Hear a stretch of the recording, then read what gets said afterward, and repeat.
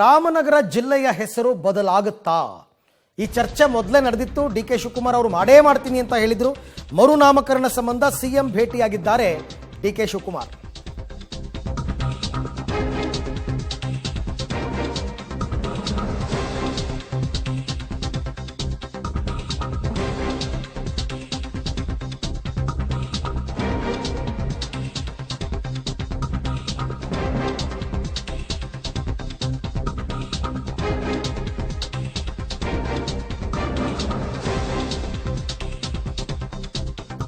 Okay, ರಾಮನಗರದ ಮರುನಾಮಕರಣ ಸಂಬಂಧ ಸಿಎಂ ಭೇಟಿಯಾಗಿದ್ದಾರೆ ಡಿ.ಕೆ. ಶಿವಕುಮಾರ್.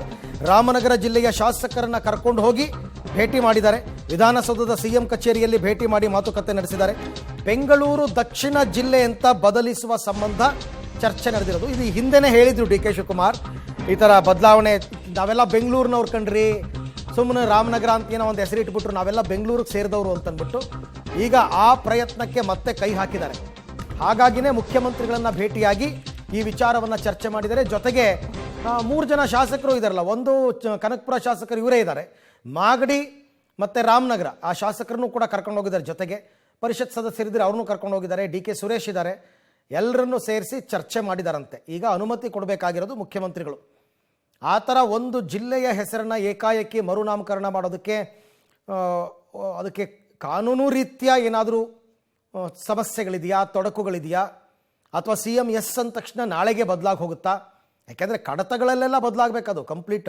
ಸರ್ಕಾರಿ ಕಡತಗಳು ಎಲ್ಲೆಲ್ಲಿದೆ, ಸರ್ಕಾರಿ ಸುತ್ತೋಲೆಗಳು ಏನೇನು ಹೋಗ್ತವೆ ಎಲ್ಲ ಇನ್ನು ಮುಂದೆ ಹೆಸರು ಚೇಂಜ್ ಆಗಬೇಕಾಗತ್ತೆ. ಅದೊಂದು ಲಾಂಗ್ ಪ್ರೋಸೆಸ್ ಅದು. ಆ ಥರ ಮರುನಾಮಕರಣ ಅಂದ ತಕ್ಷಣ ರಪ್ ಅಂತ ಆಗ್ಬಿಟ್ರೆ ನಾಳೆಯಿಂದನೇ ಚಾಲ್ತಿಗೆ ಬಂದ್ಬಿಡಲ್ಲ. ಬಟ್ ಅದಕ್ಕೆ ಪ್ರಯತ್ನವನ್ನಂತೂ ಮುಂದುವರಿಸಿದ್ದಾರೆ ಡಿ.ಕೆ. ಶಿವಕುಮಾರ್ ಅವರು. ಹಾಗಾಗಿ ಇವತ್ತು ಜೊತೆಗೆ ಹಾರೋಹಳ್ಳಿ ಕೆಲವು ತಾಲೂಕುಗಳನ್ನು ಕೂಡ ಬೆಂಗಳೂರು ದಕ್ಷಿಣಕ್ಕೆ ಸೇರಿಸಬೇಕು ಅಂತ ಕೇಳಿದ್ದಾರೆ. ನೋಡೋಣ ಮುಖ್ಯಮಂತ್ರಿಗಳು ಇದಕ್ಕೆ ಏನು ಉತ್ತರ ಕೊಡ್ತಾರೆ, ಎಸ್ ಅಂತಾರ ಇಲ್ವಾ ಅಂತ ನೋಡಬೇಕು. ಈ ಬಗ್ಗೆ ಮತ್ತಷ್ಟು ಮಾಹಿತಿ ನನ್ನ ಕೊಲೀಗ್ ಸುಖೇಶ್ ಅವರಿಂದ ಪಡ್ಕೊಳ್ಳೋಣ. ಸುಖೇಶ್, ರಾಮನಗರ ಜಿಲ್ಲೆಗೆ ಬೆಂಗಳೂರು ದಕ್ಷಿಣ ಜಿಲ್ಲೆ ಅಂತ ಹೆಸರಿಡೋದಕ್ಕೆ ಮೊದಲಿಂದಲೂ ಕೂಡ ಪ್ರಯತ್ನ ಪಡ್ತಿದ್ದಾರೆ ಡಿ.ಕೆ. ಶಿವಕುಮಾರ್, ಇಲ್ಲ ಅಂತಲ್ಲ. ಬಟ್ ಇದು ಪ್ರೋಸೆಸ್ ಹೇಗೆ? ಸಿಎಂ ಎಸ್ ಅಂತ ಅಂದ್ಬಿಟ್ರೆ ನಾಳೆಗೆ ಬದಲಾಗ್ಬಿಡುತ್ತಾ, ಅಥವಾ ಇದಕ್ಕೇನಾದ್ರು ಬೇರೆ ಪ್ರೊಸೀಜರ್ ಅಂತ ಏನಾದರೂ ಇದೆಯಾ? ಮುಖ್ಯಮಂತ್ರಿಗಳ ಉತ್ತರ ಏನಾಗಿತ್ತು ಇವರಿಗೆ ಅಂತ? ಖಂಡಿತ ಅರವಿಂದ್, ಯಾಕಂದ್ರೆ ವಿಶೇಷವಾಗಿ ರಾಮನಗರ ಜಿಲ್ಲೆಯನ್ನ ಬೆಂಗಳೂರು ದಕ್ಷಿಣ ಅಂತ ಪರಿಗಣಿಸಬೇಕು. ಅಂದ್ರೆ ಬೆಂಗಳೂರಿನ ಆಸುಪಾಸಿನ ಇರುವ ತಾಲೂಕುಗಳನ್ನ ಬೆಂಗಳೂರಿನ ಹೆಸರಿನೊಂದೇ ಗುರುತಿಸಿದ್ರೆ ಅಲ್ಲಿನ ಬ್ರ್ಯಾಂಡ್ ವ್ಯಾಲ್ಯೂ ಹೆಚ್ಚುತ್ತೆ ಅನ್ನುವಂತ ಲೆಕ್ಕಾಚಾರದಲ್ಲಿ ಇದ್ದಂತೆ ಕಾಣಿಸ್ತಾ ಇದೆ.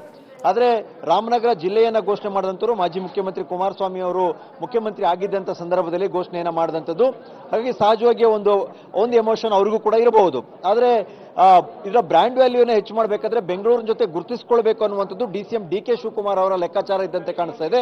ಹಾಗಾಗಿ ಹೊಸದಾಗಿ ಜಿಲ್ಲೆಯ ಹೆಸರನ್ನ ಮರುನಾಮಕರಣ ಮಾಡುವಂಥದ್ದು. ಯಾಕಂದ್ರೆ ರಾಮನಗರ ಜಿಲ್ಲಾ ಕೇಂದ್ರವೇ ಜಿಲ್ಲಾ ಕೇಂದ್ರವಾಗಿದ್ದುಕೊಂಡು ಬೆಂಗಳೂರು ದಕ್ಷಿಣ ಜಿಲ್ಲೆ ಅಂತ ಗುರುತಿಸಿಕೊಳ್ಳುವ ರೀತಿಯಲ್ಲಿ ವಿಶೇಷವಾಗಿ ತಾಲೂಕಿನ ಸೇರ್ಪಡೆಯೂ ಕೂಡ ಸೇರಿದಂತೆ, ಅಂದ್ರೆ ಈಗಾಗಲೇ ಕನಕಪುರ ಇರ್ಬೋದು, ರಾಮನಗರ, ಚನ್ನಪಟ್ಟಣ, ಮಾಗಡಿ ಇವೆಲ್ಲ ಜೊತೆಗೆ ಹಾರೋಹಳ್ಳಿ ತಾಲೂಕನ್ನು ಕೂಡ ಸೇರಿಸಿಕೊಂಡಂತೆ ಒಂದು ಹೊಸ ಹೆಸರನ್ನ ಮರುನಾಮಕರಣ ಮಾಡುವಂಥದ್ದು. ಆ ಮರುನಾಮಕರಣದ ಜೊತೆಗೆ ಬೆಂಗಳೂರು ಇರೋದ್ರಿಂದ ಒಂದು ರೀತಿಯ ಬ್ರ್ಯಾಂಡ್ ಹೆಚ್ಚಳ ಆಗುತ್ತೆ ಅನ್ನುವಂಥದ್ದು, ಬ್ರ್ಯಾಂಡ್ ವ್ಯಾಲ್ಯೂ ಹೆಚ್ಚಳ ಆಗುತ್ತೆ ಅನ್ನುವಂಥ ಲೆಕ್ಕಾಚಾರದಲ್ಲಿ ಮನವಿಯನ್ನ ಕೊಟ್ಟಿದ್ದಾರೆ. ಆದರೆ ಇದು ಕ್ಯಾಬಿನೆಟ್ ಅಪ್ರೂವಲ್ ಆಗಬೇಕಾಗುತ್ತೆ, ಚರ್ಚೆ ಆಗಬೇಕಾಗುತ್ತೆ. ಸಹಜವಾಗಿ ಪರ ವಿರುದ್ಧವಾದ ಮಾತುಗಳು ಬರಬಹುದು. ಈ ಬಾರಿ ಅಧಿವೇಶನ ಕೆಲವು ದಿನದಲ್ಲಿ ಇರೋದ್ರಿಂದ ಕೂಡ ಒಟ್ಟಾರೆಯಾಗಿ ಒಂದು ಮನವಿಯನ್ನಂತೂ ಈಗ ರಾಮನಗರ ಜಿಲ್ಲಾ ನಾಯಕರುಗಳು ಕೊಟ್ಟಿರುವಂಥದ್ದು ಸದ್ಯಕ್ಕೆ. Aravind, okay, thank you Sukhesh, ತಮ್ಮ ಎಲ್ಲ ಮಾಹಿತಿಗಾಗಿ ಧನ್ಯವಾದ. ಸೊ ಇದು ಸೆಷನಲ್ಲೂ ಕೂಡ ಅಧಿವೇಶನದಲ್ಲಿ ಚರ್ಚೆ ಆಗುತ್ತೆ, ಚರ್ಚೆ ಮಾಡಬೇಕು. ಅದೆಲ್ಲ ಆದಮೇಲೆ ಅಂತಿಮವಾಗಿ ಸರ್ಕಾರ ಒಂದು ತೀರ್ಮಾನ ತಗೋಬೇಕು. ಹಾಗಾಗಿ ಮನವಿಯನ್ನಂತೂ ಸಲ್ಲಿಸಿದ್ದಾರೆ ನಿಯೋಗದವರು. ಅದಕ್ಕೇನು ಉತ್ತರ ಕೊಡಬೇಕು, ಏನು ಎತ್ತ, ಸಾಧಕ ಬಾಧಕ ಎಲ್ಲವನ್ನ ಕೂಡ ನೋಡಿ ಮುಖ್ಯಮಂತ್ರಿಗಳು ತೀರ್ಮಾನವನ್ನು ತಗೊಳ್ಬೇಕಾಗತ್ತೆ.